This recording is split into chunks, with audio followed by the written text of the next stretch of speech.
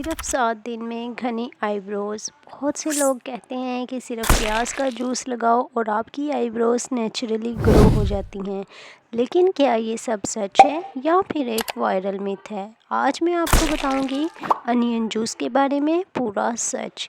Science क्या कहती है, लोगों का तजुर्बा क्या है और क्या ये आपको ट्राई करना चाहिए या नहीं। अगर आपकी ब्रोज भी थिन है, अनइवन है या फिर ओवर प्लकिंग की वजह से गैप्स आ गए हैं तो ये वीडियो ख़ास आपके लिए है। इस वीडियो में हम बात करेंगे अनियन जूस कैसे काम करता है, कितने दिन में रिज़ल्ट मिलता है, इसके साइड इफ़ेक्ट्स क्या हैं और मेरा ऑनेस्ट वर्डिक्ट इसके बारे में क्या है। उससे पहले मैं रिक्वेस्ट ये करूँगी कि जिन्होंने चैनल को अभी तक सब्सक्राइब नहीं किया please go and subscribe my channel now. तो गाइस सबसे पहले डिस्कस कर लेते हैं वाई आईब्रोज स्टॉप ग्रोइंग।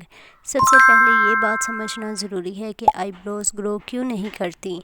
उसकी कुछ कॉमन रीज़न्स हैं, कुछ लोग जानते हैं किसी को नहीं पता, तो मैं यहाँ पर आपको बता देती हूँ। सबसे पहले तो ओवर प्लकिंग जो हम करवाते हैं ना, बहुत ज़्यादा प्लकिंग, कुछ लोग जो होते हैं वो हमेशा प्लकिंग में रहते हैं, अपने बाल जो है वो प्लक करवाते रहते हैं आईब्रोज़ के। उसकी वजह से जो है ना आपकी आईब्रोज़ की ग्रोथ जो है वो रुक जाती है। उसके बाद जो दूसरे नंबर पे आ जाता है वो है हार्मोनल इम्बैलेंस। हार्मोनल बैलेंस जो है वो होना ज़रूरी है आपकी बॉडी में। अगर हार्मोनल बैलेंस नहीं है आपकी बॉडी में तो आपकी हेयर ग्रोथ जो है वो स्टॉप हो सकती है, चाहे उसमें आपकी लैश ग्रो हो, चाहे आपकी आईब्रो हो, चाहे फिर आपकी हेयर ग्रोथ हो। उसके अलावा स्ट्रेस जो है एक मज़ीद डैमेज करने वाली चीज़ है आपकी हेयर की ग्रोथ को।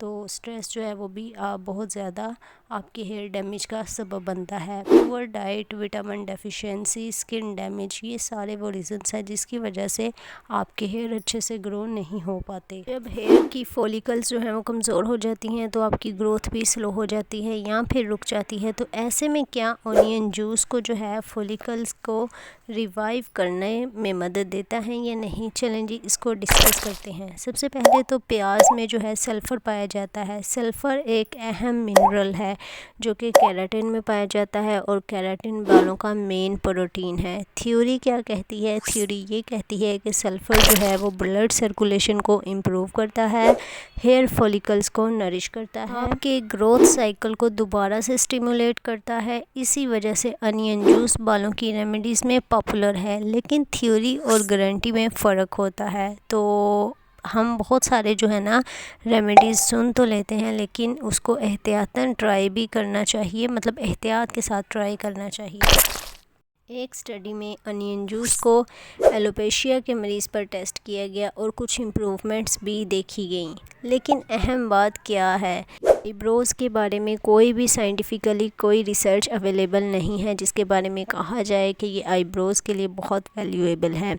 मतलब ये कि ये कोई गारंटीड नहीं है कि आईब्रो ग्रोथ का जो ट्रीटमेंट है वो नहीं है। रिज़ल्ट भी हर पर्सन के लिए डिफरेंट हो सकते हैं, लेकिन जैसा कि मैं बता चुकी हूँ कि साइंटिफिकली ये प्रूव नहीं है कि अनियन जूस को आईब्रोज़ पर लगाना चाहिए या नहीं। इसलिए अनियन जूस अगर आप अपनी आईब्रोज़ हैं तो आपको ख़ुद प्रिकॉशंस जो हैं वो उसका ख़्याल रखना पड़ेगा। लोगों का इसके बारे में एक्सपीरियंस क्या है इस चीज़ को मैं बताती हूँ। कुछ लोग कहते हैं कि 2 हफ्तों में बेबी हेयर्स आना शुरू हो गए हैं, पैचेस भी फिल होने लगे हैं जो कि ओवर प्लकिंग की वजह से हमारा गैप बन जाता है आईब्रोज़ के दरमियान, वो भी फिल होना शुरू हो गया है। लेकिन साथ ही कुछ लोग कंप्लेन भी करते हैं। अब कुछ लोगों की कंप्लेन कुछ इस तरह होती है जैसे कि स्किन इरिटेशन होना, रेडनेस हो जाना, बर्निंग सेंसेशन होना, आइज़ वाटरिंग होना, कोई रिज़ल्ट ना आना। इसलिए ये 100% मिरेकल रेमेडी नहीं है। अगर कोई कहे ना कि इससे बहुत ज़्यादा फ़र्क पड़ा है तो ऐसा नहीं है, क्योंकि हर दूसरे इंसान की स्किन टाइप जो है वो डिफरेंट होती है। इसलिए जो सेंसिटिव स्किन वाले हैं उनके लिए बहुत मसला बन सकता है। सेफ़ मोड मैं आपको बताती हूँ, अगर आप लोगों फिर भी चाहते हो ट्राई करना तो मैं उसके लिए आपको सेफ़ मेथड बताती हूँ जिसको आपको फॉलो करना होगा। आपने फ्रेश अनियन का छोटा सा एक पीस लेना है, उसका जूस निकाल लेना है। कॉटन बड से आपने क्या करना है, सिर्फ आईब्रोज़ पर अप्लाई करना है। आपने कोशिश करनी है कि आपकी आइज़ से दूर रहे, क्योंकि आपको पता है कि जो अनियन का जूस होता है वो बहुत ज़्यादा जलन करता है, स्किन आइज़ इरिटेशन का सबब बन सकता है। इसलिए आपने कॉटन बड से सिर्फ आईब्रोज़ पे अप्लाई करना है, अपनी आइज़ से दूर रखना है, अपनी आँखों से दूर रखना है और 10 से 15 मिनट बाद आपने वॉश कर लेना है। ये ना हो आपको बर्निंग सेंसेशन हो जाए, आइज़ वाटरिंग शुरू हो जाए या फिर स्किन इरिटेशन या कोई भी रेडनेस हो जाए। हफ्ते में 2 से 3 बार से ज़्यादा इस्तेमाल ना करें।